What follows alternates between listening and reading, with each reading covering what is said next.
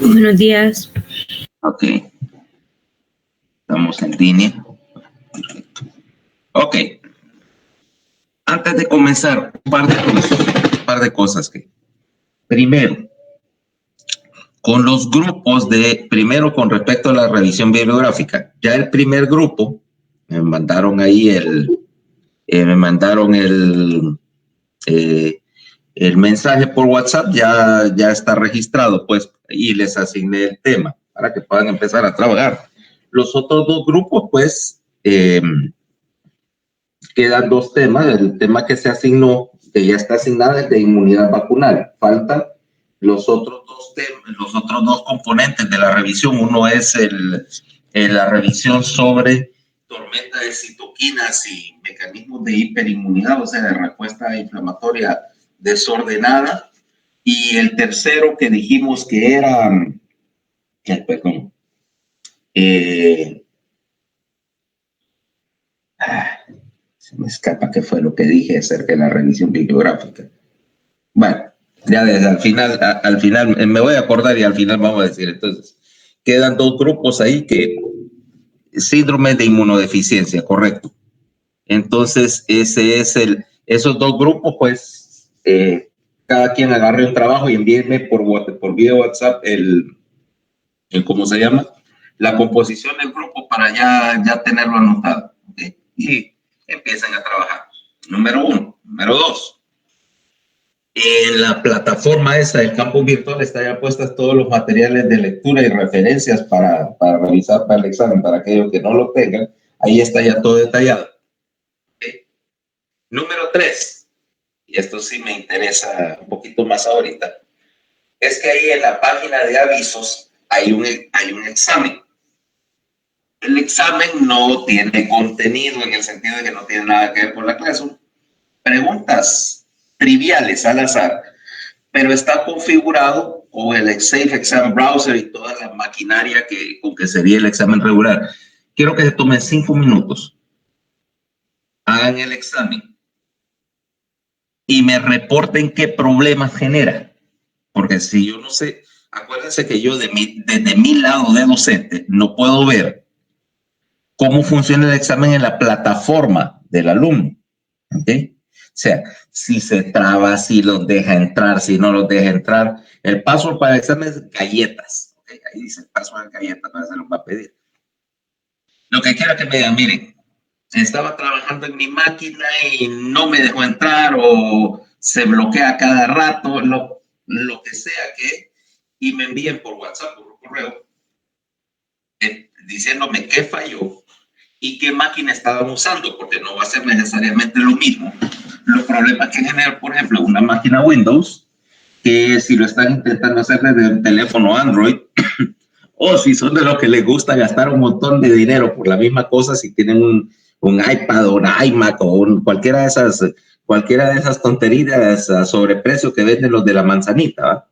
O Linux, o no sé qué sistema operativo usen en su caso. Pero lo que quiero es saber qué falla para, ya sea, o tratar de corregir esa plataforma, o para buscar otra plataforma alternativa, buscar para que lo que decía, podamos hacer el examen sin estarnos trabando por cuestiones tecnológicas. Porque miren, ayer solo para subir esas páginas, esas referencias bibliográficas y todas las instrucciones, me estuve casi 2 horas porque literalmente tuve que meterme a editar el código de la página manualmente porque esa plataforma que se consiguió en la universidad machuca todo. Entonces salen diferentes tipos de letras, sale fuera de centro, no te graba. Ya te imaginarás que anoche a medianoche estaba yo con un vocabulario digno de un perico de pirata, porque no sirve. Entonces, por favor, tómense los 5 minutos después para revisar eso y avisarme, para no estar el viernes con toda el habitual trabazón de que no, que esta babosada no me conecta, que no sé qué, que no puedo meter la respuesta, porque realmente eso, uno va al examen con la intención de dedicarse a contestar lo que le están preguntando, no estar jugando con computadoras. Entonces, hagamos las cosas con tiempo y revisemos eso hoy, entre hoy y mañana. Va a tomar 5 minutos o 10 minutos de su tiempo para yo poder hacer las correcciones. Las preguntas no son problema. O sea, el contenido, poner un examen a mí no me cuesta en el sentido de que yo sé qué preguntas hacer. Pero configurar las cosas en computadoras no es necesariamente tan trivial desde este lado. ¿Ok? Bueno, con eso ya. Doctor, Sí.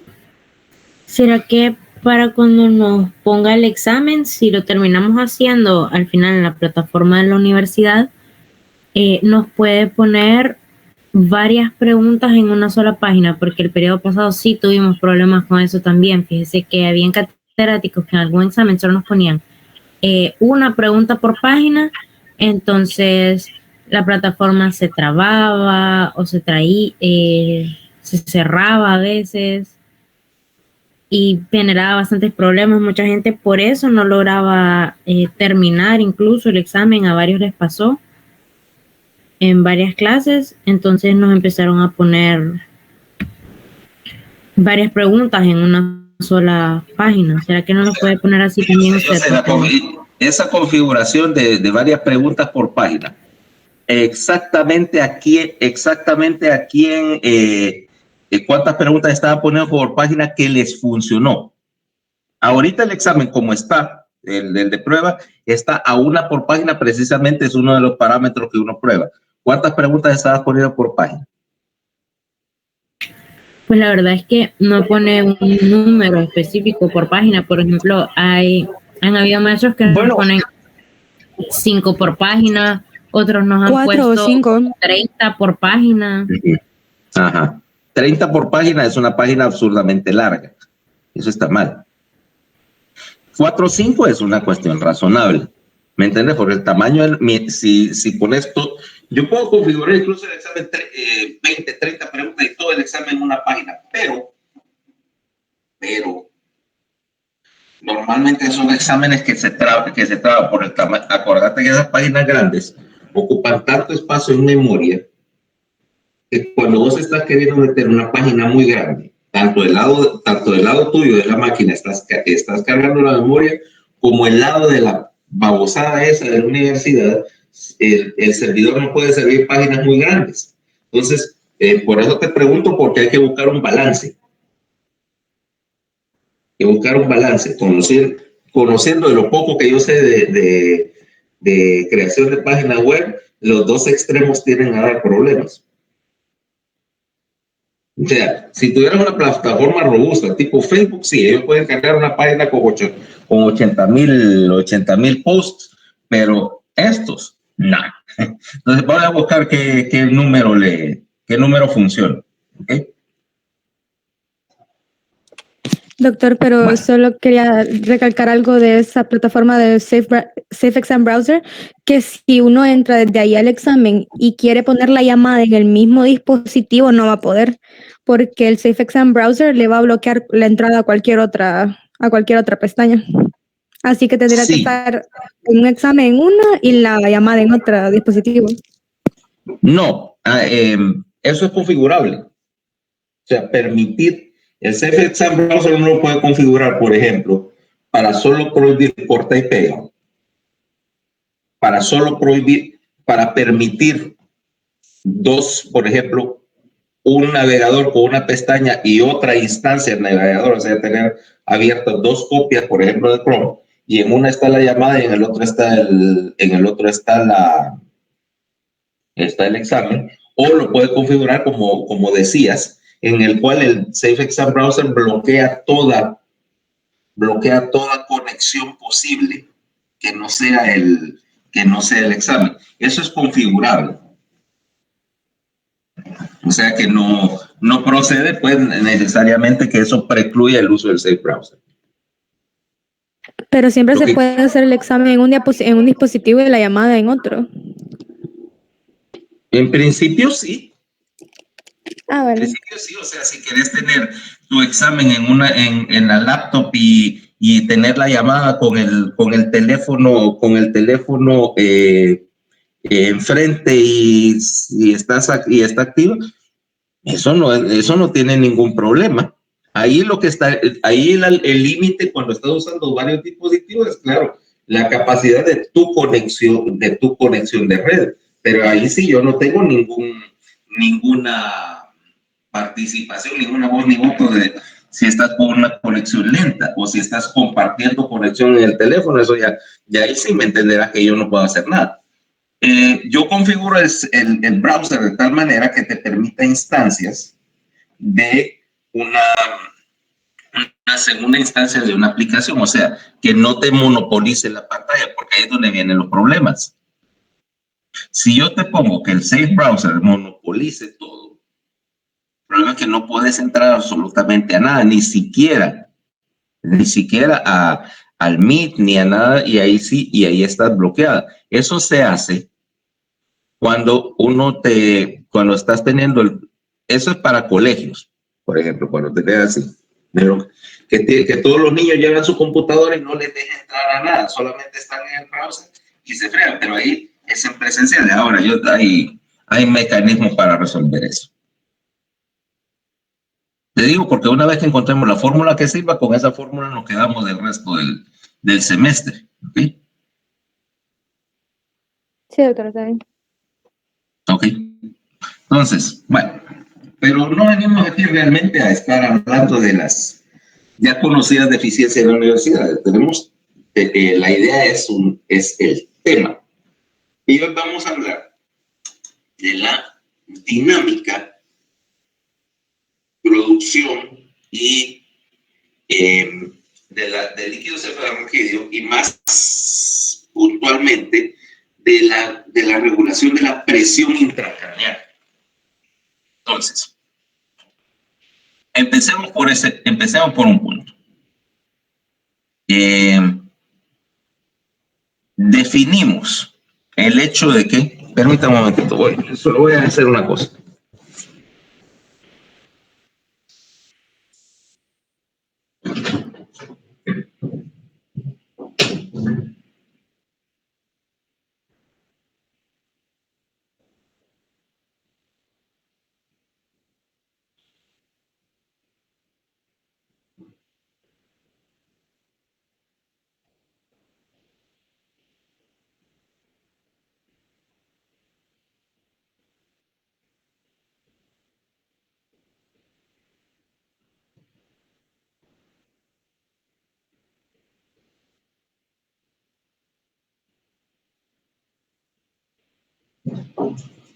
Eso es así. Ok. Ok. Entonces ya estamos. Decimos que íbamos a definir la idea de los espacios del líquido cefalorraquídeo. Normalmente, vamos a ver un par de cosas en cuanto a capacidades. Tu cráneo es una caja cerrada, ¿ok? Para todo efecto y propósito, está cerrada. Todo el compartimiento para el sistema nervioso, incluyendo el canal medular, que lo podemos considerar de la misma manera como parte del mismo compartimiento o del mismo contenedor.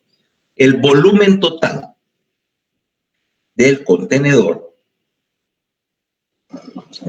es aproximadamente de unos 1650 cc.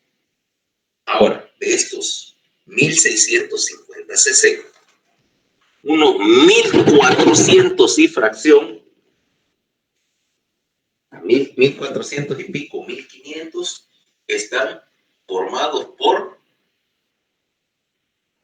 tejido nervioso. O sea, tu masa encefálica mide o pesa un poquito menos de 1500 gramos, ¿ok?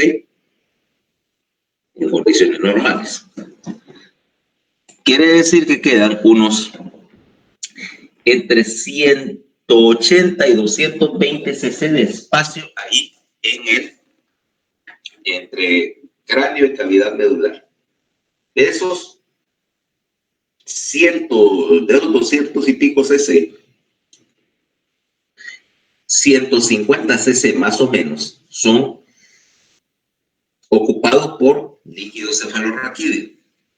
El resto, que andan unos 70 cc, es lo que llamamos el volumen sanguíneo encefálico, o sea, la cantidad de sangre que está circulando en un momento dado por los vasos sanguíneos en el encéfalo. ¿Ok? Total, que encéfalo más sangre más encéfalo más sangre más líquido cefalorraquídeo suman 1650 cc, o sea, la capacidad del contenido del contenedor es igual al volumen del contenido. Ahí no sobra espacio. ¿Okay? Y que dado que tenés esa cantidad, ese espacio completamente ocupado y que no tiene salidas, obviamente eso va a generar que la cavidad, como el espacio para el sistema nervioso central, está presurizado. ¿Okay? Hay una presión positiva ligera dentro de la cabeza. Por ahorita vamos a ignorar la cavidad medular y la médula. Quedémonos solamente con el cráneo. ¿Okay? Entonces, quiere decir que el encéfalo está acostumbrado a trabajar a cierta presión positiva. Y nosotros medimos la presión intracraneal, que se mide tradicionalmente en centímetros de agua. ¿Por qué en centímetros de agua? Porque es más fácil, es la manera más fácil de medir algo, de medir esta presión directo. Y el valor normal de la presión intracraneal es de 5 a 18 centímetros de agua. ¿Cómo yo lo mido? Básicamente implica que, como todo el sistema está en comunicación, vas a tener al paciente acostado, en primer lugar, acostado. Luego agarras una aguja de punción lumbar y haces una punción, obviamente lumbar, entre L4 y L5, entre L5 y el sacro, que son los sitios donde son técnicamente más fácil hacer una punción lumbar. Rara es la vez que vas a irte a otro nivel.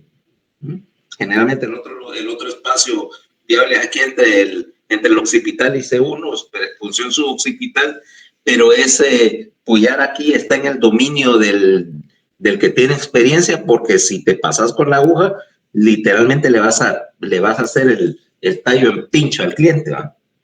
Y créeme, yo solo una vez vi a una compañera mía que se le pasó la mano, no tocó el tallo, no lo perforó, solo le hizo así, de eso yo me imagino, la puntita de la aguja solo rozó el tallo y el paciente dejó de respirar como por 2 minutos. Sacó un susto de padre, señor mío. Ok, entonces, haces una punción lumbar y tenés conectada a la aguja una llavecita y un manómetro, que no es más que un tubo de plástico de vidrio así transparente, graduado en centímetros. Conecta así, sin botar líquido, solo entras, sacas el mantel y pones el medidor y abrís la llavecita y la columna de agua va a subir hasta una marca. Entonces ahí medís directo, en centímetros, por eso dice centímetros de agua. La presión intracraneal es de 5 a 18 centímetros de agua. Y si te vas para cualquiera de los dos extremos, va a haber problemas. Grábense los 5 a 18 centímetros de agua. Ahora, lo que me determina la presión intracraneal va a ser, entre otras cosas, la producción y dinámica del líquido cefalorraquídeo, porque tiene una condición especial que me permite que la producción del líquido cefalorraquídeo sea el determinante de la presión. Entonces, vámonos a ver. Si yo tomo de esta punción lumbar y saco una muestra de líquido, ¿cómo veo yo? ¿Cómo se ve ese líquido? ¿Cómo es?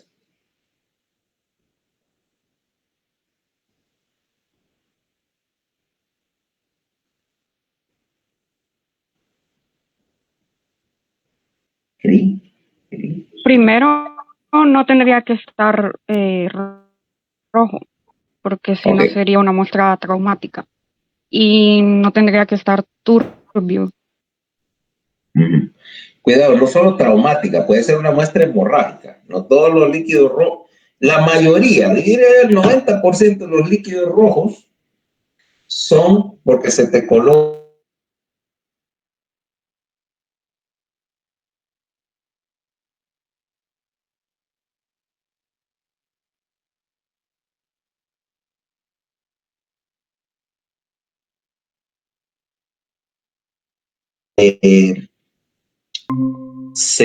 por efectos ópticos se contraen, entonces parecen como engranajes. Ahora, algunos de esos sí van a ser hemorrágicos, pero un líquido cefalorraquídeo normal es totalmente cristalino. O sea, de hecho, imagínate el agua más cristalina que hayas visto, una agua de manantial, que es perfectamente clara. Así deben verlo. Cualquier turbidez efectivamente te implica que hay algún tipo de partícula en el líquido. La más notable para crear turbidez son dos cosas. Uno, es que haya células en cantidades grandes, o dos, que haya proteína. Entonces ahí es donde caes a la composición del líquido. Si yo veo, obviamente el líquido es, ¿sí? Ahí es donde uno lo ve turbio si hay un exceso o presencia de bilirrubina, ¿verdad? Mira, de cualquier cosa. Turbio generalmente es por proteína o sangre. Bilirrubina en el líquido no debe de haber, porque la bilirrubina no pasa barrera. A menos que me estés hablando de un recién nacido. Y si hay bilirrubina en el líquido, ese niño tiene un kernicterus de padre señor mío, tiene una ictericia terrible, y eso es una de las cosas más graves que puede haber en un recién nacido. Normalmente no vas a ver bilirrubina en el líquido. O sea, no debería haber, ¿no? En un adulto mayor o en cualquier niño mayor de 3 meses no pasa barrera. Ahora, puede ser turbio, como te digo, por coloides, o sea, por proteína, puede ser turbio por células, puede ser turbio por sangre, puede ser turbio y esa es una rarísima, solo la he visto una vez en mi vida, y te saca por melanina. ¿Te imaginas la experiencia de tener un paciente que yo sospechaba que tenía no sabíamos si era una hemorragia o un tumor, y no sé a qué momento le ocurre sacar líquido cefalorraquídeo? Vamos a tomar una muestra de líquido, estaba en la residencia. Meto yo la aguja y lo que me sale de cuando saco el mandril, me sale tinta china, literalmente tinta negra. What? Saco una muestra, bueno, ok, saco un par de gotas nada más, pero digo que hay una masa o algo así raro para... Entonces digo que es que puede ser negro acá. Ah, esto es melanina. Diagnóstico, ¿va? Me voy, estaban mis profesores y les digo, ya sé que tienes el paciente, tengo el diagnóstico histológico. ¿Cómo es el diagnóstico histológico? No lo he esperado. Y les enseño el tubo. Esto es negro. ¿Y eso qué es? El líquido cefalorraquídeo, negro.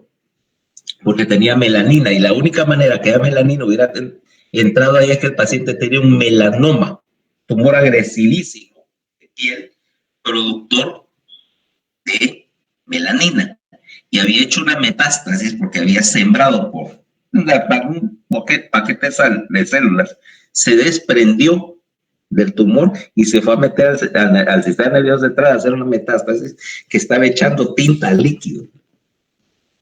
Diagnóstico. Por cierto, ahí ya no le podía dar gran cosa al paciente. Melanoma te mata en un año, pero es la única cosa, es de esas cosas rarísimas. No creo que lo vayas a ver que vaya a haber una de esas cosas en tu carrera, es casualidad, pero para que veas que hay otras cosas. Ahora, estamos hablando aquí del líquido normal, y el líquido normal es completamente cristalino.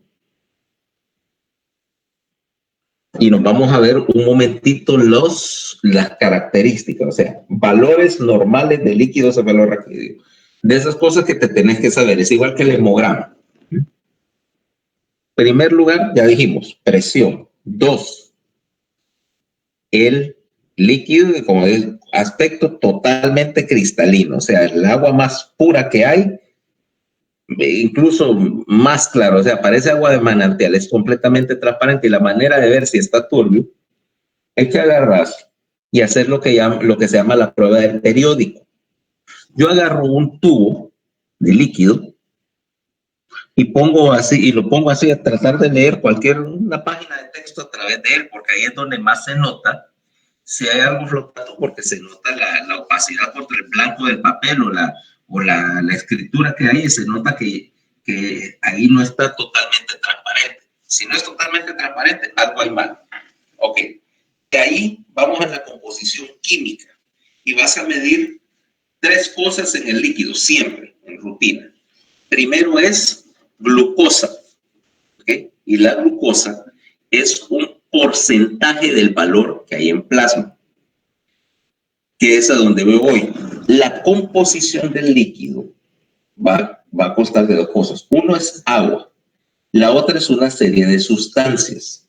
Va a haber proteínas, va a haber glucosa, va a haber electrolitos, sodio en particular y cloro, ¿ok? Y va a haber unas cuantas células. El caso es que estos valores de sodio, cloro, de proteína y todo lo que llamamos valores de equilibrio, porque entramos directo al punto de producción, y el punto de producción del líquido cefalorraquídeo es a través de un sistema de secreción activa en las células del epéndimo y una pequeña porcentaje en los espacios perivasculares. Entonces vamos ahí, a síntesis. ¿Dónde producir líquido cefalorraquídeo? A ver. Sitios de producción de LCR.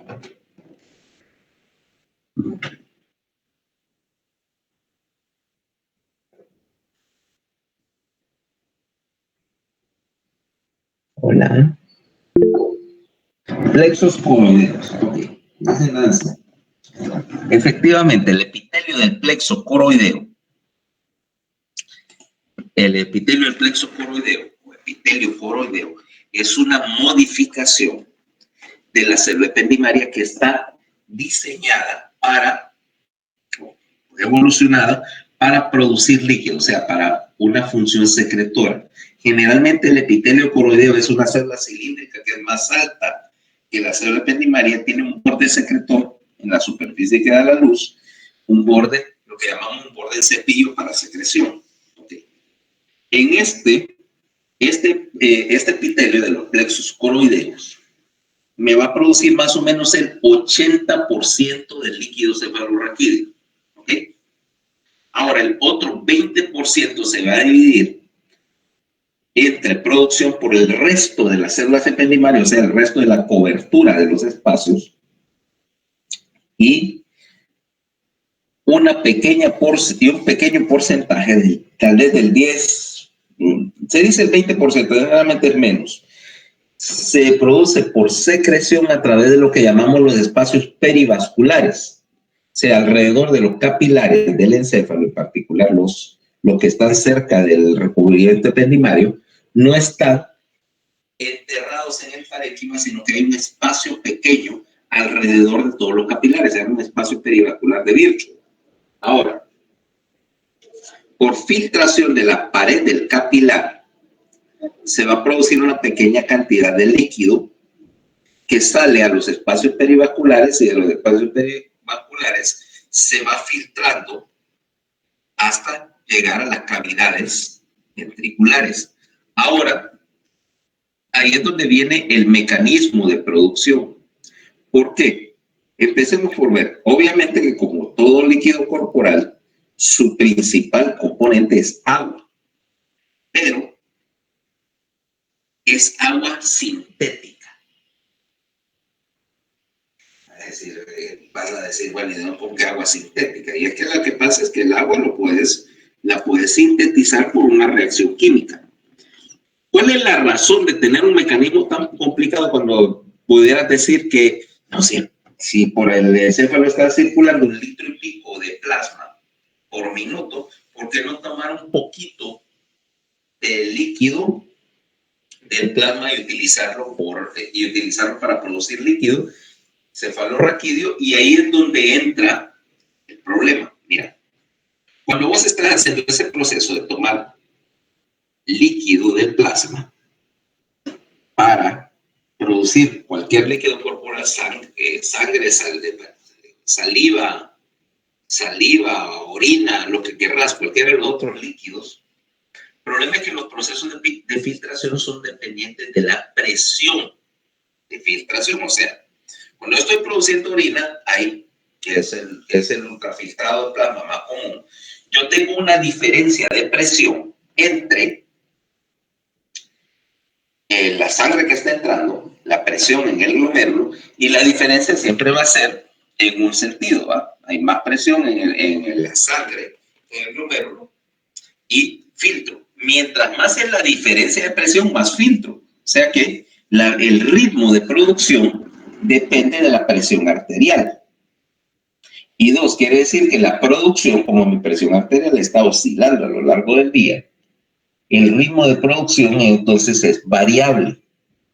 Ahora, ¿qué pasa si yo hago eso en el líquido cefalorraquídeo? En primer lugar, que la producción del líquido cefalorraquídeo no es constante. Y esto trae dos problemas, uno pequeño y uno grande. El problema pequeño es que acordate que el líquido cefalorraquídeo se está recambiando. Y ya vimos que, por ejemplo, sustancias como la melatonina son secretadas al líquido y después son aclaradas, o sea, se botan conforme el líquido se está recambiando. Si yo tuviera una producción irregular de líquido, tengo también un aclaramiento irregular de esta sustancia. O sea, que nunca pudiera contar con el hecho de decir, ok, eché melatonina al sistema, para decirte algo, o eché dopamina al sistema, y yo sé que en condiciones normales, y si no hay más producción, no sé, en 6 horas me voy a librar de ella. O sea, estoy aclarando. Pero si yo no sé cuánto es la producción, no puedo saber cuál es el aclaramiento. Y me saca todos esos mecanismos de control, me lo saca completamente de patrón. Vaya. Ese es el problema pequeño. Ahora viene el problema grande. Si yo tengo una caja cerrada, un contenedor cerrado, y estoy metiendo líquido por un lado y sacando líquido por el otro, o sea, tengo una entrada y una salida. Si la entrada es igual a la salida, la presión dentro de este recipiente es constante, ¿no? O sea, nunca se está acumulando. Pero si la producción de líquido fuera variable, quiere decir que la salida siempre va a ser constante, pero la entrada, ahora tengo que subir la presión arterial, empieza la producción de líquido a aumentar, sube la presión intracraneal. Ok, bajo la producción de líquido, baja la producción intracraneal, la presión intracraneal demasiado. O sea, estoy haciéndole así, mira, a la presión, para arriba y para abajo.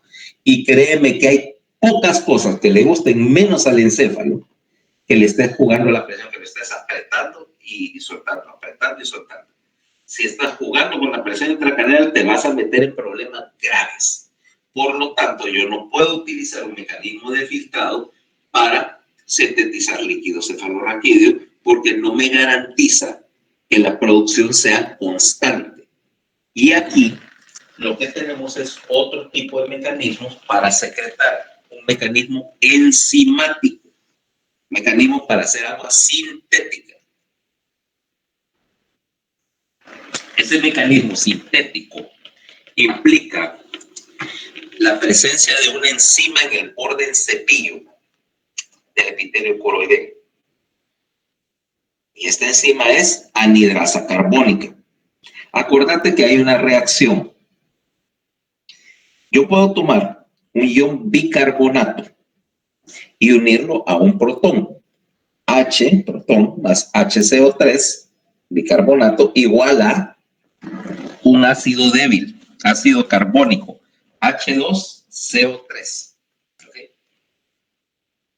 Ahora, si yo tengo esta es una reacción reversible.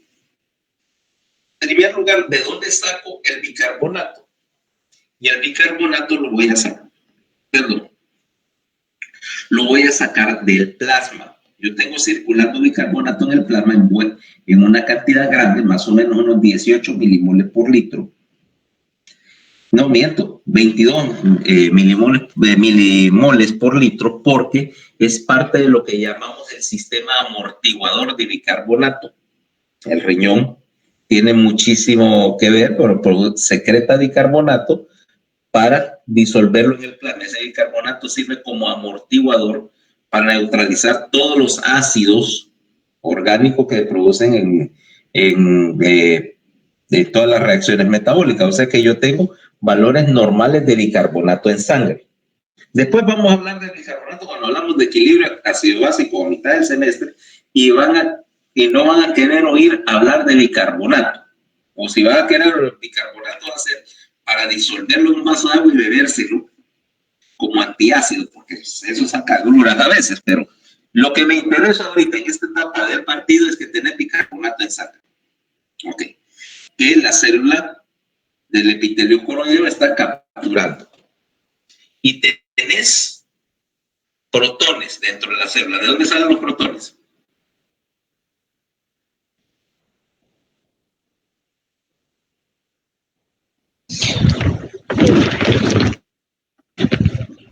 De la síntesis del agua. No, yo voy a sintetizar agua como protones. El protón es uno de los ingredientes que necesito. ¿De dónde saco protones en la célula? Protones sueltos. De los iones negativos de hidrógeno. Positivos. El hidrógeno es ion positivo. Perdón. Positivos, sí, son iones de hidrógeno. ¿Y de dónde saco los iones de hidrógeno? Los electrolitos. No, electrolito es otra cosa.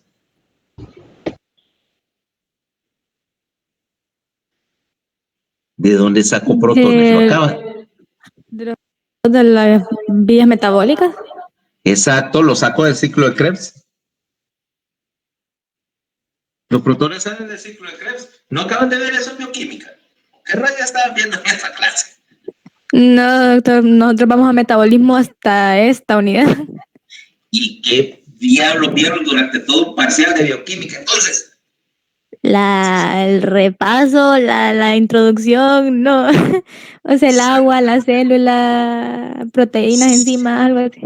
Santa María. Bueno, entonces vos sacás protones del ciclo de Krebs. Ahora tengo bicarbonato y protones. Júntalos. Y tengo ácido carbónico. Esta reacción es reversible. Acuérdense que este tipo de reacciones son reversibles. Yo puedo, ya sea desarmar ácido carbónico para sacar bicarbonato o viceversa. ¿Ok? Dependiendo de las condiciones de la reacción.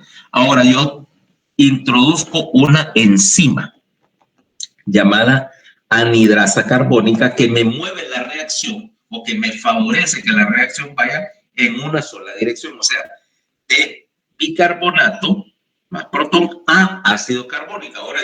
Ahora yo estoy acumulando H2CO3, ácido carbónico, en la célula. Y este H2CO3 fácilmente se va a desarmar, es inestable.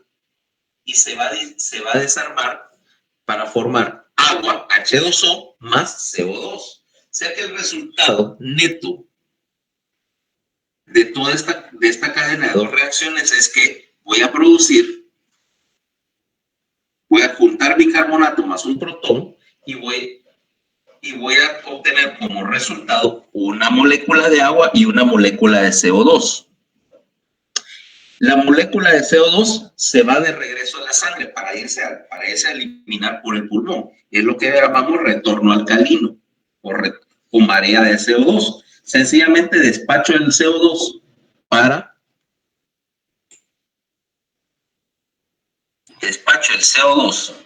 afuera y tengo una molécula de agua. Esa molécula de agua sale por el borde del cepillo y la estoy contribuyendo a producir agua que va a formar parte del líquido cefalorraquídeo. Resultado, si te diste cuenta, en ningún momento tuve que sacar agua de ningún lugar, la produje. ¿Ok? Como los componentes, como los ingredientes, protones y bicarbonatos siempre están disponibles, no tengo problema de suministro. ¿Ok? Número 2. Como este es un proceso enzimático y depende de energía, porque necesito energía ATP para activar la enzima, implica que hay cierto consumo de energía por la célula de texto por video. ¿Okay? Pero que como estoy usando un proceso dependiente de energía, que es una bombita esencialmente, eso lo hace independiente de la presión arterial. Yo puedo producir agua independientemente de cuál sea la presión de la sangre que está entrando por esos capilares. 3, lo más importante, este es un proceso de ritmo constante, porque no depende de la única cosa que depende la producción de líquido cefalorraquídeo es de la actividad de la enzima, o sea, cuánta enzima tengo circulante en la célula. Si necesito producir más agua, meto más moléculas de la enzima a trabajar. Si la producción del líquido no es suficiente, si la producción del líquido es demasiada, saco un poco de la enzima de circulación y la enzima que queda es la que me determina cuánto es el ritmo de producción. Por lo tanto, es producción constante. Producción constante igual a presión constante. Me quité el problema de estar haciéndole así a la presión, a la presión intracraneal. Y el ritmo de producción es constante. En un adulto, es George Trulliga, el ritmo de producción de líquido cefalorraquídeo es de 0.35 cc de líquido por minuto. ¿Okay? Quiere decir que yo produzco unos 21 cc, más o menos, 20 y 21 cc de líquido cefalorraquídeo por hora. Ese es un ritmo constante. A lo cual, si haces la matemática, quiere decir que yo produzco unos 500, bueno, el número exacto es 504 cc de líquido diarios. ¿Okay? O sea que, en términos de dinámica de líquido cefalorraquídeo, yo produzco 500 cc al día y elimino 500 cc al día. O sea, esa es entrada es igual que la salida para mantener la presión constante, ¿correcto? Entonces, de estos 500 cc vamos a ver cómo se distribuye. Normalmente yo tengo en el sistema entre 150 y 160 cc de líquido cefalorraquídeo circulando por el sistema nervioso central. ¿Cómo lo divido? Normalmente yo tengo unos 80 cc en la capacidad de los ventrículos, o sea, ventrículos laterales, tercero, cuarto ventrículo, entre todos acumulan unos 80 cc de líquido. Okay. Los otros 80 cc que faltan, 70, 80 cc que faltan, están en lo que llamamos el espacio subaracnoideo extraencefálico, que implica dos cosas. Primero, el espacio subaracnoideo espinal, o sea, todo el líquido que está rodeando o bañando a la médula. Y ese espacio me ocupa unos 15 cc más o menos de líquido acumulados ahí. Los remanentes, 60 y pico, 70 cc, perdón, están distribuidos en los espacios subaracnoideos, del cráneo. O sea, distribuidos y compartimentados en las diferentes cisternas de líquido cefalorraquídeo. A ver, ¿cuáles son las cisternas de líquido cefalorraquídeo y para qué sirven acá? A ver, sí. ¿Vieron eso en neuroanatomía? La pregunta de la semana. ¿Vieron eso en neuroanatomía? La anatomía de las cisternas.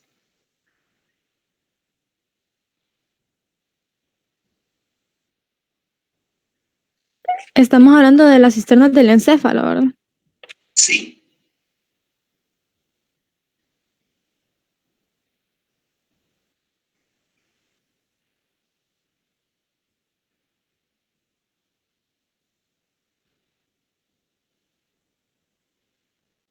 Pues la verdad, doctor, es que solo recuerdo que sí constituyen, que las cisternas del encéfalo constituyen un reservorio de líquido con un volumen mayor al de los ventrículos, pero... Es mayor al de los ventrículos, es menor. Menor. Es menor. Ok. Mira, ahora, ¿me podrías definir qué es una cisterna? A ver, Decime, ¿qué es lo que tenés por concepto de una cisterna? Porque no es que sean un reservorio líquido, tienen funciones importantísimas. Y no es sencillamente acumular líquido. Bueno, iba a decir que servía como un reservorio, un backup, pero no estaba muy... Era todo. No, no es un backup. Mira, básicamente, voy a tirar un poquito hacia la neuroanatomía, pero creo que es necesario acá. La parte de la dinámica no la entendés en ella. Vamos a ver. Tu encéfalo está flotando en un colchón de líquido. Ese colchón de líquido, te voy a poner un caso. Vamos a ver. Imagínate que yo quiero transportar una cosa muy delicada. Digamos, vamos a hacer el caso que yo quiero transportar una virgen de yeso, para una capilla en una aldea allá arriba, ¿vale? Una virgencita de yeso, y ya te imaginas que esa es una cosa muy delicada, ¿vale? Cualquier golpe se quiebra, y yo lo quiero llevar a una capillita que estamos haciendo allá arriba en una aldea de la montaña, en la calle es un pedrero, ¿vale? Entonces yo busco una manera de cómo llevarla sin que se haga pedazos. Y la primera cosa que se me ocurriría es, la tengo que llevar en la paila del carro y lo tengo que acoginar con algo. ¿Qué usarías para acoginarla?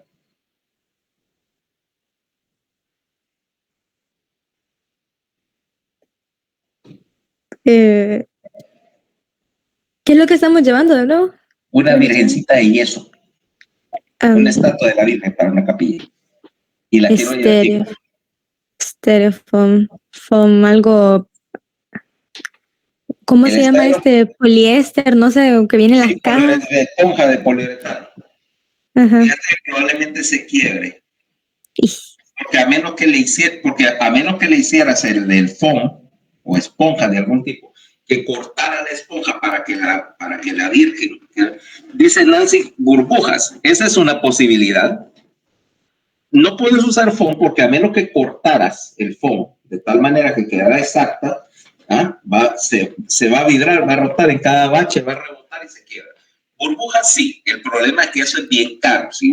Si vas a mover una estatua tal vez de este tamaño y envolverla en burbujas, esas son caras. Si te vas, un rollo de burbujas vale como 30, uno chiquito así, vale como $30 en Amazon.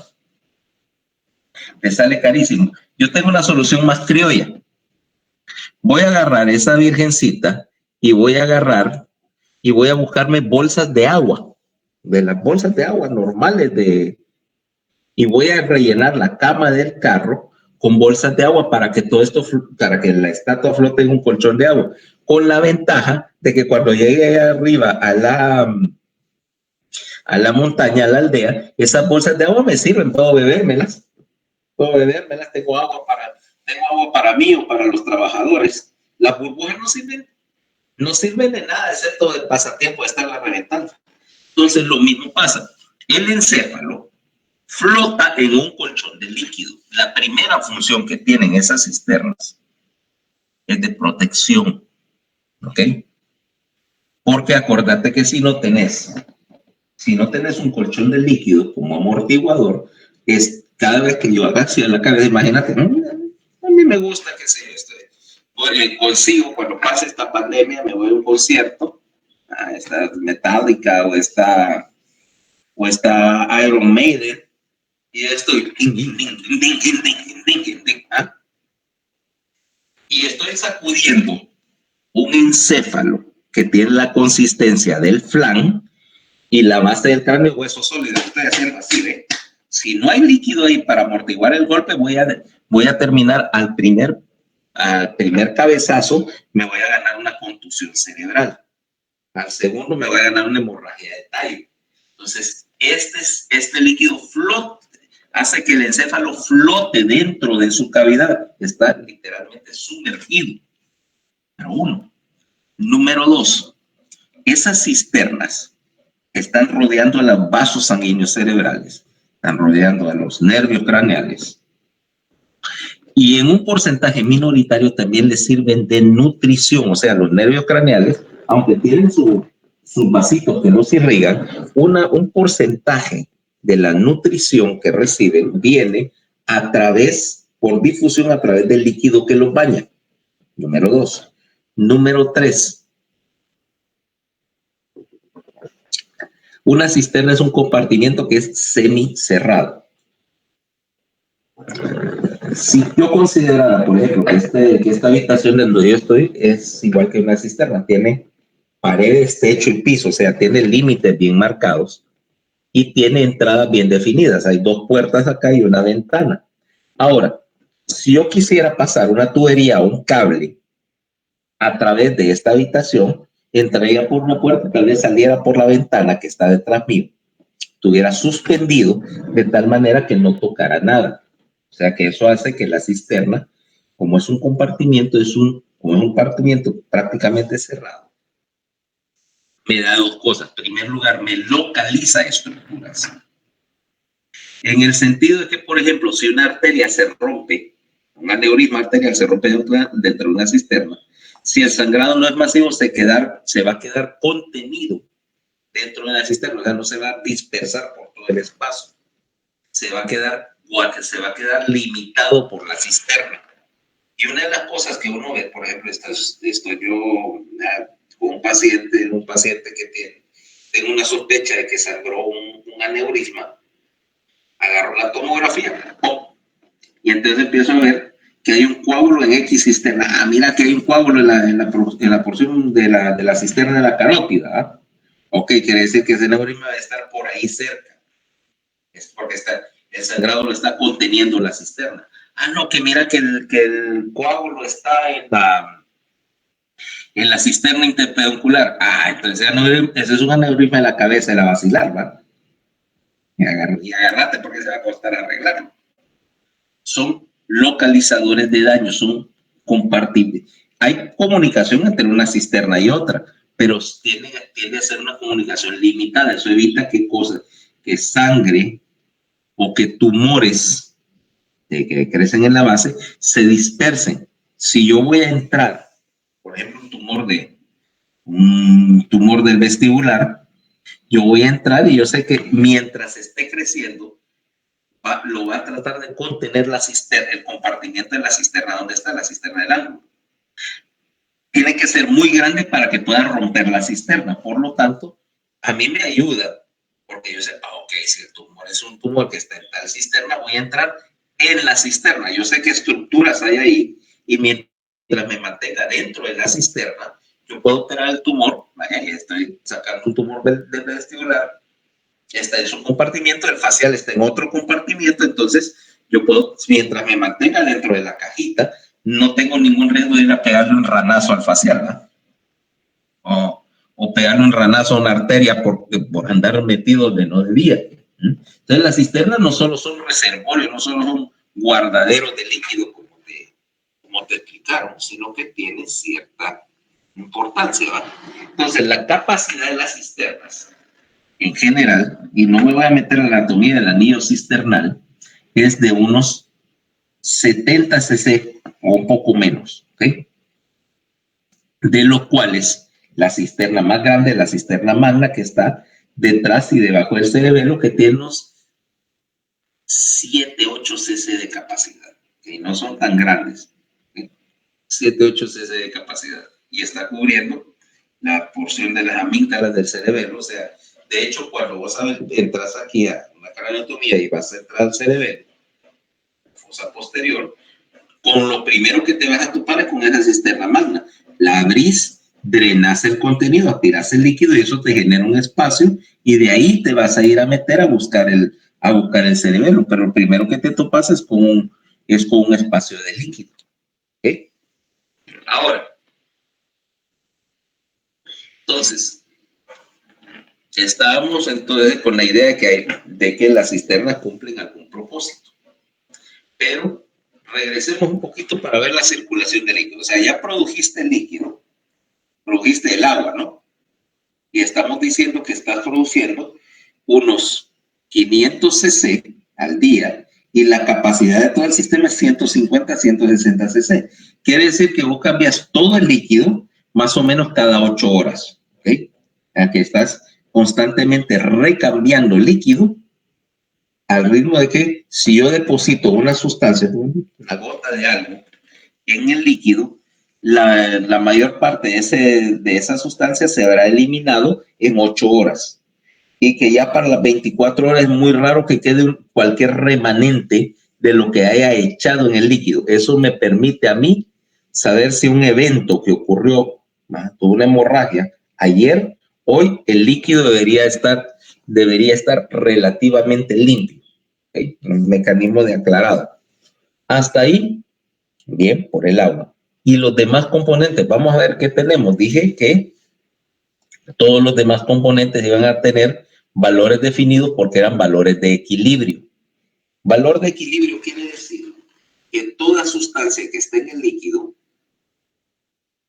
está a una concentración que es una fracción conocida de la concentración en el plasma. ¿Y por qué es una fracción conocida? Porque todo lo que cae al líquido, todo lo que compone el líquido, tiene que venir y atravesar un transportador en la célula coroidea. Si no hay transportador, no entra.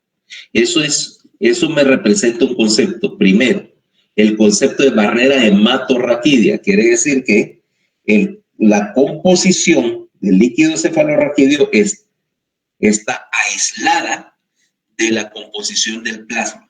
Es igual que la barrera hematoencefálica. Si no hay un transportador, no va a entrar al líquido para evitar que el líquido se contamine con sustancias que vengan por la sangre, en particular por hormonas y neurotransmisores. Ahora, y también es un valor eso me representa que sea un valor de equilibrio. ¿Por qué? Porque la cantidad o el porcentaje de la sustancia X que yo tenga va a ser en el líquido va a ser determinado por la actividad del transportador. Si tengo un montón de transportadores, puede que la concentración del líquido sea igual que la del plasma. Incluso puede que sea superior, porque puedo utilizar un transportador dependiente de energía para concentrar X cosa en el líquido y que el valor del líquido sea más alto que el valor plasmático. Hay algunos casos, pero veamos las principales cosas que te interesa ver porque es lo que vas a ver en un estudio de líquido cefalorraquídeo. Ya dijimos composición y agua. 2. Componente número 2, glucosa.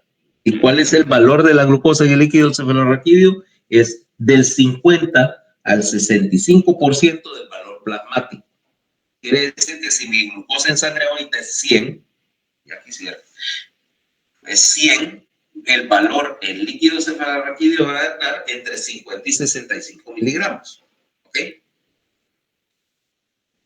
O sea que para saber si la glucosa en líquido cefalorraquídeo, que tiene un término para ella, se llama glucorraquia, está bien o está mal, vos tomas una muestra en sangre y tomas la muestra en líquido al mismo tiempo para compararlas. ¿Ok? Glucosa baja es el primer signo, en todo caso ya que está, aunque no habías preguntado, pero lo voy a decir. Glucosa patológicamente baja es un signo muy claro de infección del sistema. ¿Okay? La primera cosa que se va en una meningitis es la glucorraquia baja. Y en particular, si la meningitis es por hongos, la glucosa cae prácticamente a 0. ¿Okay? 1. 2. Segundo valor que tenés que conocer, valor de proteínas en el líquido cefalorraquídeo, y los valores de proteína totales van entre 15 y 45 miligramos de proteína por 100 mililitros. Proteínas elevadas implican 3 cosas. Infección, que es la más común, después de un sangrado, aunque no haya células en el líquido que se lavaron, pero la proteína tarda más en aclararse. 3, tumor. ¿Okay? En particular, si es una sola proteína específica, si está produciendo un solo tipo de proteína que puede aislar, generalmente es un tumor que la está produciendo específicamente eso y la está soltando en el líquido. Entonces, 15 a 45 miligramos por 100 mililitros de líquido. Valor número 3, células. Valor normal de la celularidad en el líquido cefalorraquídeo es menos de 5 células, y la única célula que tiene permiso de pasar al líquido son los linfocitos. En condiciones de paciente sano, solo los linfocitos pueden atravesar atravesar la pared del capilar y atravesar las uniones entre las células del epitelio coroideo y salir al líquido. Okay. Ahora, si encontrás en una muestra glóbulos rojos, ahí es donde te digo, puede ser porque pinchaste un vasito al meter la aguja, ¿va? O 2, porque había sangrado dentro del líquido. Ahora, los glóbulos rojos, los eritrocitos, cuando caen al líquido, como su osmolaridad es muy diferente, tienden a soltar todo el líquido y se arrugan. La palabra es crenados y parecen, como te decía, parece un engranajito. Entonces, cuando uno ve, no ocurre inmediatamente, toma unas 6 a 8 horas que los glóbulos rojos se crenen, a veces hasta 24. Entonces, cuando yo veo glóbulos rojos crenados, yo sé que ese es sangre que no vino inmediatamente, mientras que si yo pinché un vasito, los glóbulos rojos son frescos de hace 5 minutos que contaminé la muestra con sangre, ¿verdad? Y se nota la diferencia. Entonces, glóbulos rojos obviamente no querés ver ahí, ni polimorfonucleares. Hay polimorfonucleares, estos son capaces de entrar al líquido solo cuando hay respuesta inflamatoria. O sea que un solo neutrófilo que te encontres implica generalmente infección, de infección bacteriana. Ahora, dentro del líquido, dentro de esa proteína vas a tener varias cosas. Vas a tener una proteína llamada lisozima, que básicamente es lo que hace es ataca la pared celular de las bacterias. Vas a encontrar ferritina, que también que capta el hierro, o sea, es ávida y capta el hierro, y generalmente las respuestas inflamatorias, eso debe saberlo ya, porque es cosa que vamos a ver en el siguiente capítulo. Normalmente las bacterias utilizan hierro, porque lo utilizan para sus enzimas. Entonces, una manera de combatir una infección es que captures todo el hierro, que no haya hierro libre para que la bacteria no encuentre un ambiente bioquímicamente aceptable. Si le falta el hierro, no se pueden replicar. Entonces, tenés ferritina, que es una proteína captadora de hierro metida en el líquido. Tenés también anticuerpos circulando en el líquido, globulina que está normalmente sirviendo de primera línea de defensa, porque el líquido no solamente era un amortiguador mecánico, también es un mecanismo, es parte de los mecanismos inmunes del sistema. ¿Sí? Y además de ser un protector inmune, también es un sistema de transporte. Ya dijimos, hay sustancias que son secretadas al líquido y luego distribuidas a través de él, caso de la melatonina, caso de los factores de liberación hipotalámico, que básicamente son echados al agua para que algún grupo de células lo capture. Ok. Ahora, circulación del líquido. Vamos a ver. Sitios de producción de líquido principalmente son los plexos coroideos. Y los plexos coroideos en general están... Lo que producen líquido en mayor cantidad son los plexos de los ventrículos laterales. Estos plexos que están saliendo de una región ahí que se llama la fisura coroidea, están produciendo líquido en los ventrículos. También el tercer ventrículo tiene un plexo que cuelga del techo, que hace menos producción, y el cuarto ventrículo también tiene un plexito pequeño en la parte más rostral que también cuelga del techo del cuarto ventrículo. De hecho, cuando uno está haciendo cirugía en esa área, ese plexo, o al ver ya el plexo, me indica a mí que ya estoy en la porción alta del cuarto ventrículo y que de hecho ya no debo avanzar mucho más para allá porque el espacio se reduce muchísimo y están los núcleos del puente debajo de ese piso del ventrículo Y créeme que no tengo ninguna intención de ir a meterme a escarbar dentro del tallo. Nadie lo hace. ¿Sí? Nadie lo hace, ¿no? El tallo generalmente está demasiado empacado, demasiado cerca de las cosas como para que puedas intervenir ahí nada. Vamos al siguiente punto. Ahora, ¿cómo circula el líquido? Normalmente vas a tener que la circulación sigue un patrón definido. El hecho de que el plexo coroideo está compuesto de vasos sanguíneos hace que los vasos sanguíneos pulsan, ¿va? Y el pulso se transmite a través del líquido, ¿va? Pues tenés algo latiendo adentro y eso tiende a generar una onda, una pulsación que empuja el líquido hacia afuera de los plexos. Entonces vas de los plexos coroideos a llenar el ventrículo y los ventrículos laterales drenan a través del agujero de Monro al tercer ventrículo, ¿okay? A la parte rostral del tercer ventrículo. Además, en el tercer ventrículo, pues estás produciendo líquido, ¿va? Y toda la producción de líquido ventricular baja por el acueducto cerebral al cuarto ventrículo. En el cuarto ventrículo se va a derivar por dos rutas a través de los agujeros del cuarto ventrículo. ¿Cómo se llaman? A ver, ¿cómo se llaman esos agujeritos en el cuarto ventrículo? La salida del cuarto ventrículo.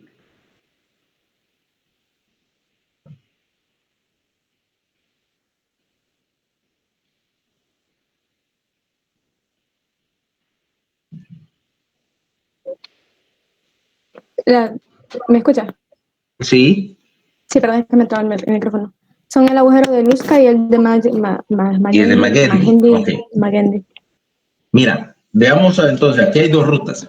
Los agujeros de Luzca están en las esquinitas laterales y comunican el cuarto ventrículo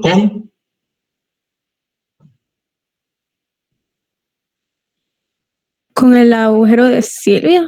No, perdón, ahí me confundí, no es eso. No existe el agujero de Silvia.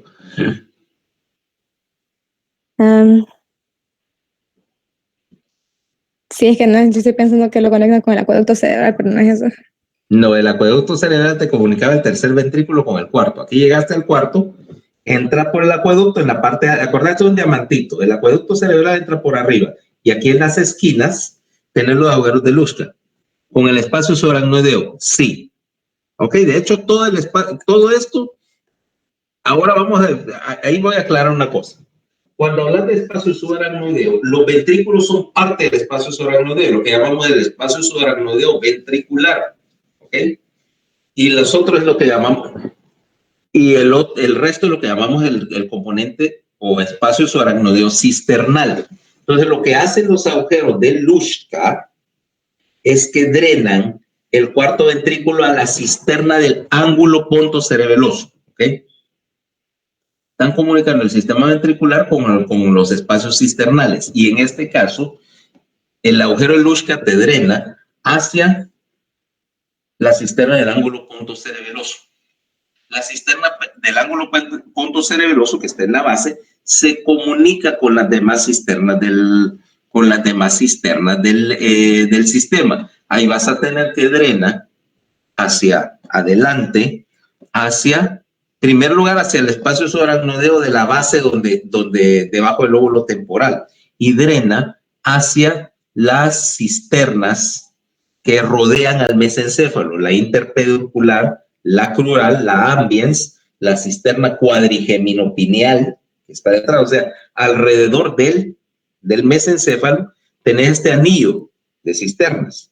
Y esas cisternas son las que te comunican el agujero de Luzca con el resto del espacio subaracnoideo.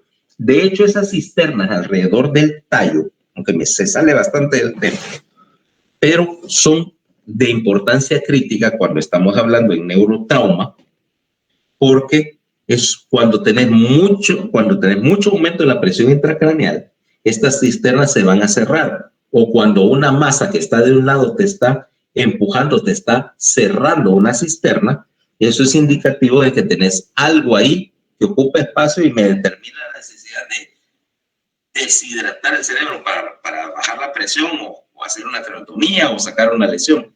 Y hay una clasificación de estas, de las afectaciones externas que llama la clasificación de Marshall. No entra aquí, no tiene nada que ver, yo se la mencioné. Eso lo deben ver ustedes en cirugía, en internado, la clasificación de Marshall, ¿eh? Porque es lo que yo voy a utilizar. Le voy a preguntar, ok, mira, tengo un paciente con edema cerebral difuso, por teléfono, ya le hiciste la tomografía, ¿cómo está Marshall? No, mira, doctor, es Marshall 1. Ah, tranquilo. Me puede decir, mira, es Marshall 4, y eso implica que yo tengo que volar para ver cómo resuelvo esa situación, ¿ok? Pero en todo caso pasa del agujero Luschka a la cisterna del ángulo, de la cisterna del ángulo a las cisternas alrededor del mesencéfalo, y de ahí hacia el resto de las cisternas de la base. Ahí está la cisterna infundibular, la cisterna de la carótida, la cisterna del quiasma. Eso ahí lo revisan ustedes, por eso le puse en la plataforma la dirección de una página, de un atlas neuroquirúrgico, donde están todas las cisternas, incluso en fotos para los que se quieren entretener viendo fotos de las cisternas, como se ven en la vida real, ahí están. Vale. Y de ahí, de las cisternas de la base, va a fluir hacia arriba, siguiendo la convexidad, y todo este aparato, todas estas cisternas de la convexidad que están bañando los hemisferios para ir a terminar aquí en la línea media. O sea, la circulación del líquido movida por este pulso, le dan los plexos corroideos del latido, hace que salga, que se empujen por los ventrículos y luego bañen la base y suba hacia la línea media. Esa es una de las dos rutas. La segunda ruta es por el agujero de Magendie, ¿va? Y el agujero de Magendie, ¿a qué cisterna drena?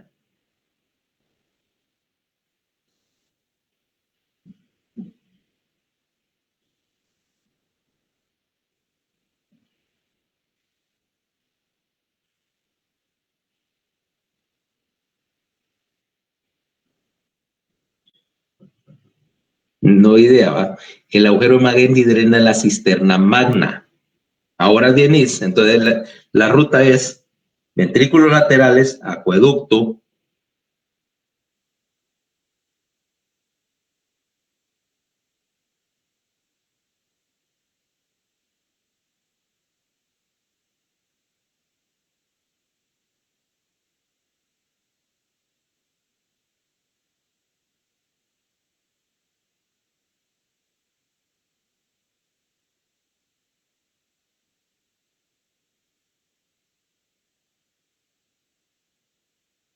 flotando todas las raíces nerviosas, que es donde hice mi punción lumbar en primer lugar. ¿Sí? Circula alrededor de la médula, pasa a la cisterna lumbar y vuelve a subir para que se comunique otra vez con las cisternas de la base. O sea, el líquido da una vuelta alrededor de la médula y sube a las cisternas de la base. Okay. Ahora, ya completé el circuito. Necesito absorber, que ese líquido se absorba, porque como te dije, estoy produciendo 500 cc al día, tengo que absorber 500 cc al día para que no se acumule. Si se acumula ese líquido, voy a tener problemas de presión intracraneal, porque esencialmente lo que estoy haciendo es desarrollando una hidrocefalia. Y entonces la hidrocefalia es algo que implica que va a haber trastorno ahí en esta dinámica del líquido. Pero estamos con un paciente sano. ¿Dónde se absorbe todos estos 500 cc que estoy produciendo al día de líquido cefalorraquídeo?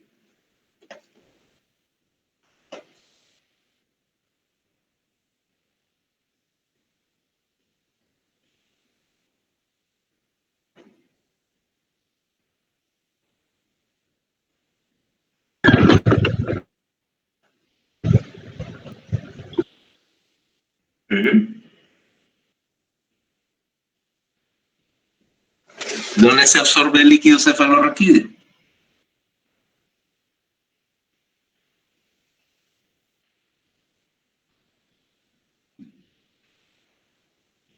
Ni idea. En las vellosidades aracnoideas. Ajá. O granulaciones aracnoideas también se llama, para aquel que se llama como granulación. Es lo mismo. Ahora, una granulación aracnoidea que todas están en la línea media. O sea, si yo tengo el seno sagital superior, las granulaciones aracnoideas están a lo largo del seno, en particular de la sutura coronal, aquí, para atrás, ¿ok? Aquí adelante, en esta porción frontal del seno sagital, casi no hay, las granulaciones son minúsculas, no tienen importancia. Ahora, yo puedo de hecho cerrar el seno sagital superior hasta aquí, ligarlo, amarrarlo, eliminarlo y no pasa nada, porque no estoy jugando con los sitios de absorción de líquido. Ahora, si yo trasteo el seno de aquí para atrás, voy a tener graves problemas. Voy a tener una hidrocefalia por bloqueo de la absorción y voy a tener un infarto venoso. Pero bueno, ahí me salgo del tema un poquito aquí cuando hablo del problema venoso. Ahora, en estas granulaciones aracnoideas, toma en cuenta que el seno sagital deja de ser una estructura triangular en la cual la pared, lo que mantiene el seno, que previene que colapse, es la dura madre del seno, ¿va? Y el forro del seno es puro endotelio. Es una capita de una sola célula de grueso del endotelio vascular que evita que la dura esté en contacto con la sangre, ¿va?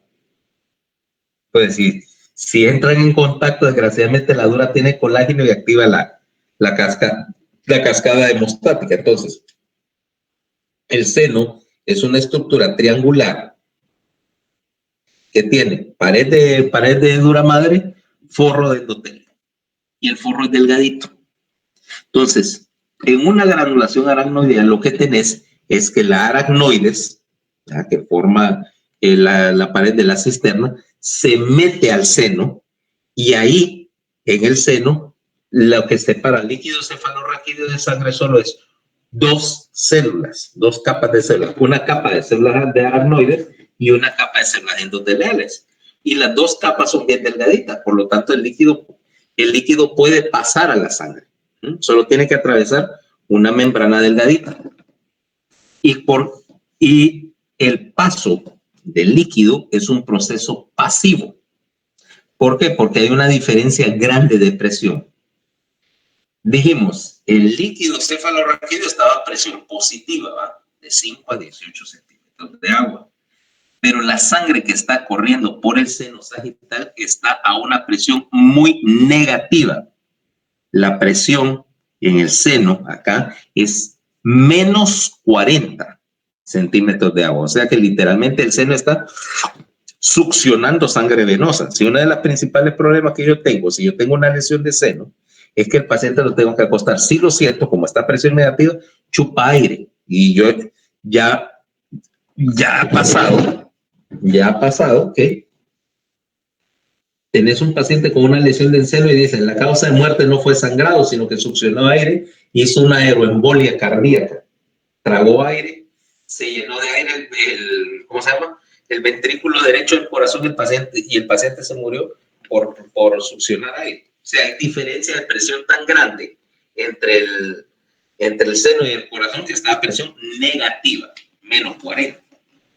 Y entonces ahora tenés más 18, ponele, de presión intracraneal en el líquido y menos 40 acá. Por diferencia de presión, la granulación aracnoidea permite el paso del líquido que se diluye en la sangre que pasa por el seno sagital y se absorbe. Resultado, en condiciones normales, el seno tiene capacidad de absorber muchísimo más de los 500 cc que se producen al día. Muchísimo más. O sea que es raro que tengas un trastorno de absorción del líquido. ¿Ok? Sí existe, pero son raros. ¿Ok? Entonces, ya completamos la idea de la dinámica. Ahora vamos a la dinámica de la presión intracraneal, que es el corolario de todo esto. Si te diste cuenta con toda esta explicación, yo tengo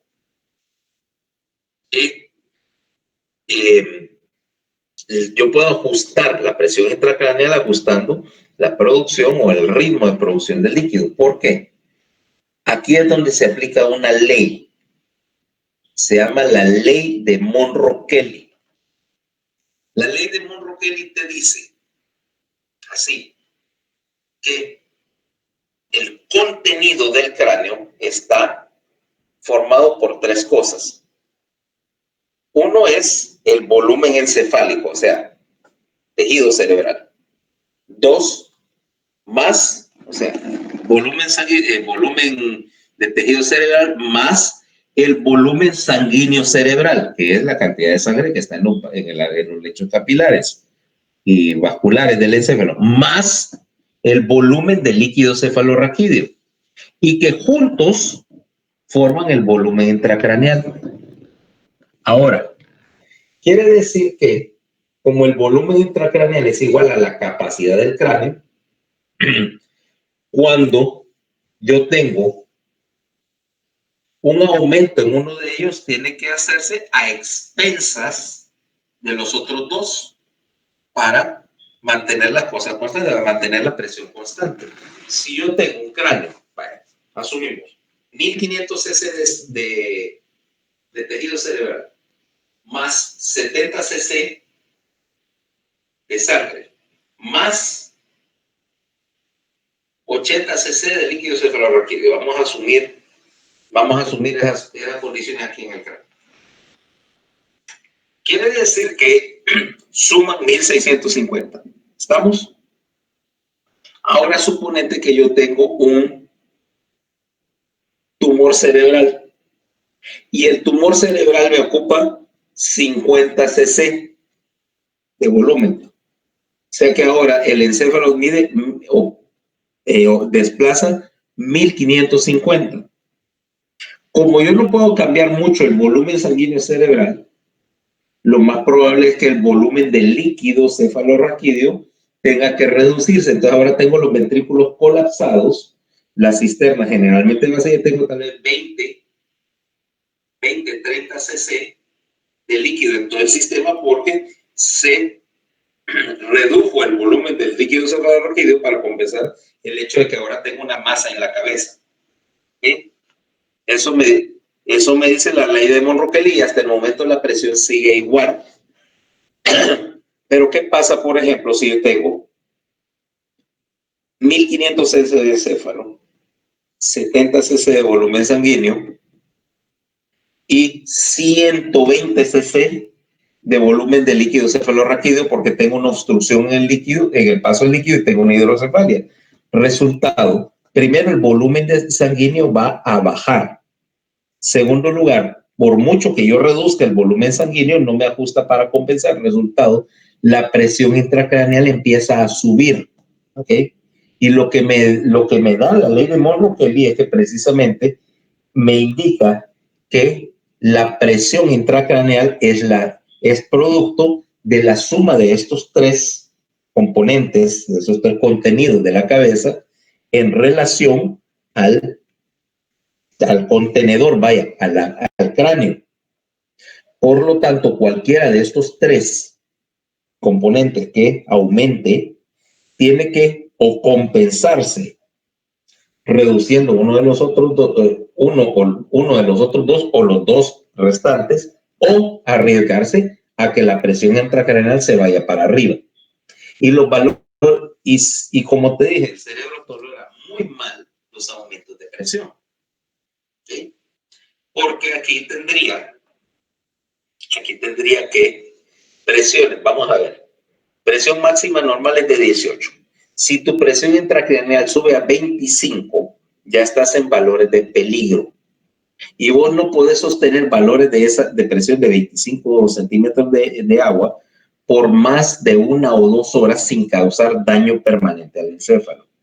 Y si la presión intracraneal llegara a subir a 40 centímetros de agua, normalmente eso implica daño cerebral irreversible. Si vos dejaste que la presión intracraneal te llegue a esos valores, normalmente el paciente no se vuelve a despertar. Por lo tanto, vos estás interesado en evitar las oscilaciones bruscas de presión intracraneal. ¿Y qué pasa si bajo la presión a 0? Es decir, bueno, si mucha presión es mala, ¿qué tal si la bajo y dejo la presión intracraneal a 0? O sea, la presión atmosférica. Que eso normalmente va a pasar cuando yo te retiro un gran pedazo de cerebro, le quito un lóbulo a alguien, ese espacio se va a llenar con líquido cefalorraquídeo para que la presión intracraneal se mantenga ligeramente positiva.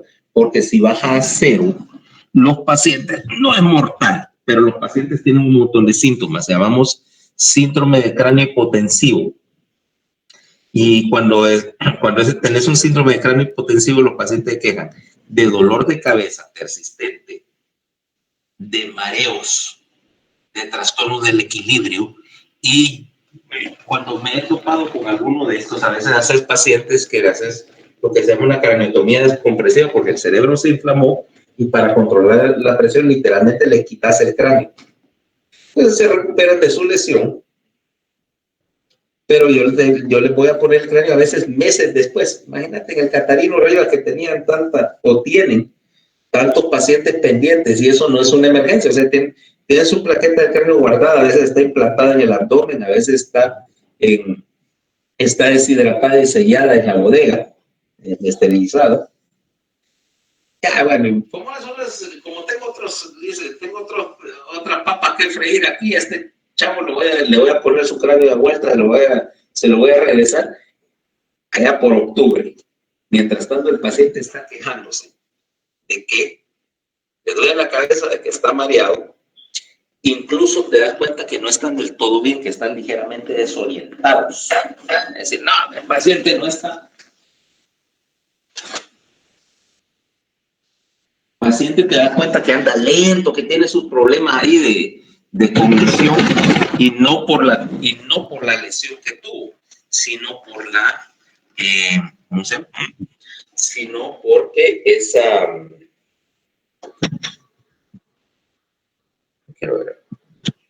sino porque esa dinámica de presión que cambió, porque la presión intracraneal ahora no es de 5, es de 0, también está afectando a la neurona. Necesitan trabajar a cierta presión positiva. ¿Okay? Ahora, vamos al último capítulo de esto, o sea, las hidrocefalias. ¿Qué implica tener una hidrocefalia? Y aquí tenés que las hidrocefalias puedes clasificarlas en 2 tipos, internas o externas, ¿va? Y las hidrocefalias internas implica que el volumen de los ventrículos está crecido a expensas del tejido cerebral, mientras que una hidrocefalia externa implica que tenés reducción del volumen cerebral generalmente y un espacio subaracnoideo agrandado. Me interesan generalmente un poquito más las hidrocefalias internas, porque implican que hay un trastorno de la dinámica del líquido. Y vos podrías tener 3 diferentes maneras de causarte una hidrocefalia interna. A ver si se te ocurre. A ver si se le ocurre a alguien. ¿Por qué puedo tener una hidrocefalia yo? Términos de mecanismo, no de causa, no de enfermedades. Una hemorragia. Ok. Bueno, sí, esa es causa. Pero ¿qué mecanismo estaría involucrado? ¿Qué haría una hemorragia? Filtración de sangre al líquido encefalorraquídeo. Y como consecuencia de eso, Un aumento del volumen de lo representado por el líquido. ajá, seguí.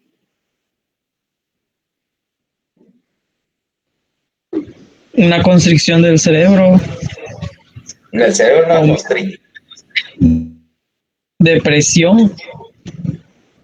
Un aumento de presión, ¿no? Pues sí, el problema con las hidrocefalias, eso que dicen aumento de la presión implica, esa es la consecuencia, ¿ok? Precisamente lo que yo quiero tratar a mí, el tamaño, que me perdone la mamá, pero a mí, de qué tamaño es la cabeza me importa muy poco, vaya, el niño. Lo que me importa es el efecto que hace el aumento de la presión sobre el tejido cerebral, porque el aumento de la presión en agudo te va a matar y crónicamente te va a dañar el cerebro. Uno no opera los hidrocefálicos necesariamente para que no les crezca la cabeza, aunque eso es una meta secundaria, es porque si yo tengo una hidrocefalia disteniéndome el cerebro, voy a dañar el desarrollo cerebral. Y lo que estoy produciendo es un daño, es un paciente dañado. ¿Okay? No, vamos a ver desde el punto de vista del mecanismo. Hay 3 maneras por las cuales te pudieras ganar una hidrocefalia. Una es que produjeras más líquido del que puedes absorber, ¿verdad? O sea que puedes absorber 500 cc y producís 700, ¿verdad? El resultado se va a acumular. 2 es que la circulación del líquido cefalorraquídeo se bloqueara, o sea que tenés en algún punto un tapón de algo y el líquido no puede pasar y se acumula, ¿no? Porque está siendo producido por el plexo, pero no tiene salida. 3, que el mecanismo de absorción se dañe, o sea que estás produciendo 500 cc, pero solo puedes absorber 400. Y el resultado es que obviamente se va a acumular también. ¿Okay? Esos son los 3 tipos o los 3 mecanismos de hidrocefálicos: por aumento de la producción, por trastorno de la circulación, o sea, por bloqueo, y por trastorno de la absorción. Veamos los 3 en detalle. Primero, el aumento de la producción, y ese es uno bastante raro. ¿Okay? De hecho, la hiperproducción de líquidos solamente tiene una causa conocida en términos prácticos, y es un tumor muy específico, tumor de niños, por cierto, que se llama un papiloma del plexo coroideo. Básicamente es un tumor ahí, el plexo coroideo, echándote una gran cantidad de líquido al sistema.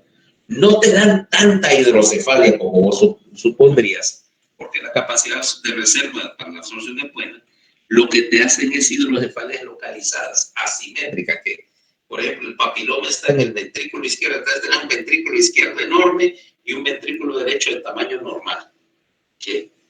Como te digo, el papiloma del plexo coroideo, los chances son es que si no te dedicas a la neurocirugía pediátrica, no es muy probable que te vas a meter con uno de ellos. De ahí tiene la segunda causa, que es el más común, trastorno de la circulación. Y entonces donde tenés la hidrocefalia de tipo obstructivo, que puede ser por un montón de causas. Ahí es donde entra tu hemorragia. La hemorragia en sí no es tanto el problema, sino que normalmente, donde hay sangre en el líquido, cosa que no debía de pasar, vas a desencadenar una reacción inflamatoria.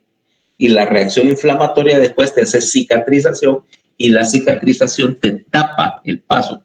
Puedes tener sangre, por ejemplo, y te bloqueó el acueducto, y entonces tenés una hidrocefalia no comunicante, en la cual los ventrículos laterales, el tercero es tan grande y tenés un cuarto ventrículo pequeño, porque ese está más allá de la obstrucción.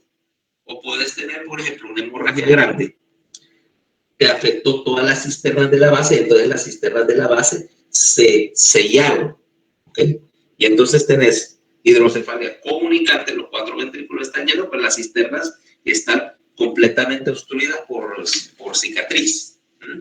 También eso te pasa, por ejemplo, el mismo mecanismo que se cicatrizan todas las cisternas cuando tenés una meningitis.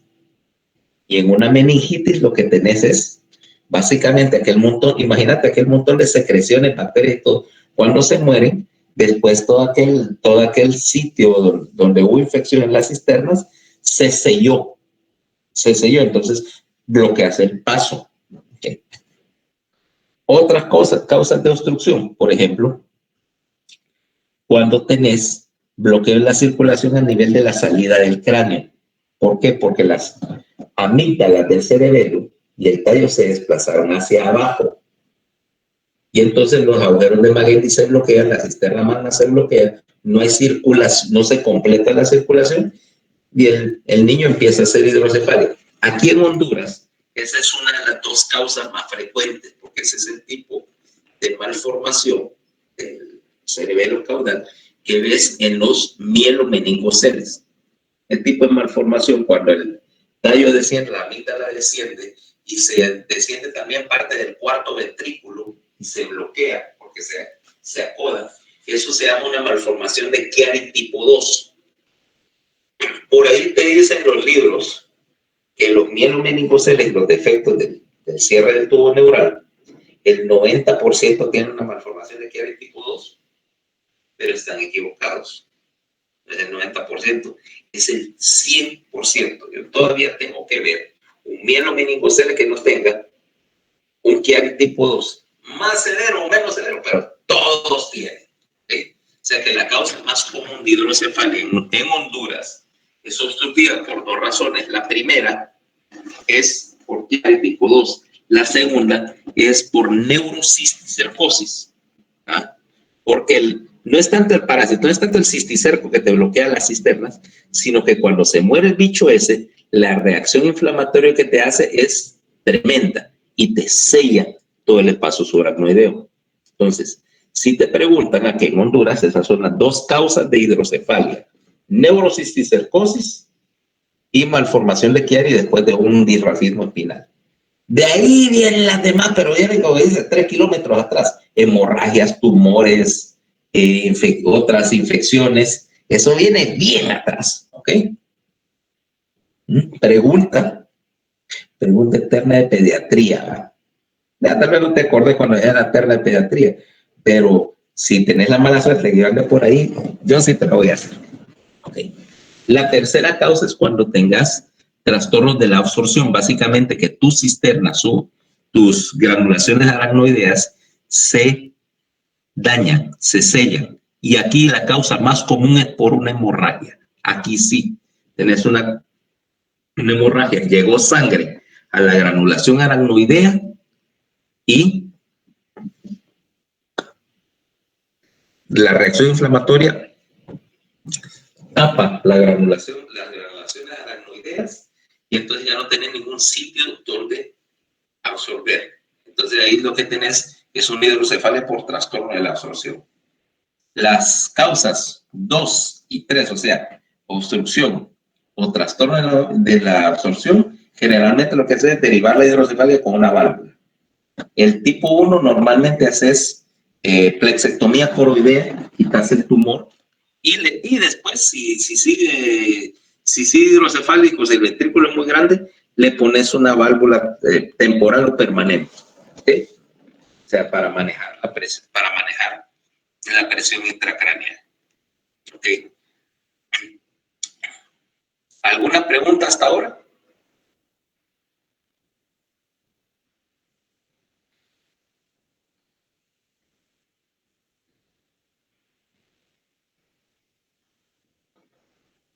¿No? ¿Todo está claro? Entonces, háganme el favor, prueben con ese examen, avísenme qué salió mal, porque estoy seguro que más de alguna cosa se va a romper ahí para yo poder ver todas estas cuestiones que hablamos al principio sobre la configuración del exam browser o si últimamente esta cosa, porque la plataforma en general de la UNA es tan mala que yo decida irme a una plataforma alterna, ¿ok? A veces me sale mejor.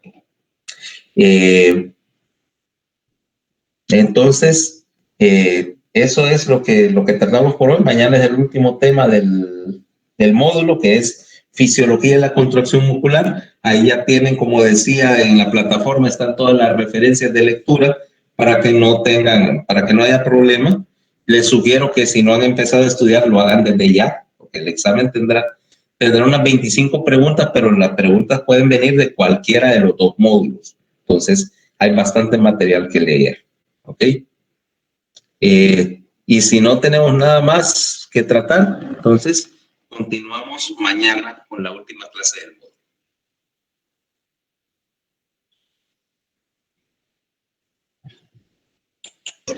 Gracias, doctor. Está bien, doctor. Ok, hasta mañana entonces.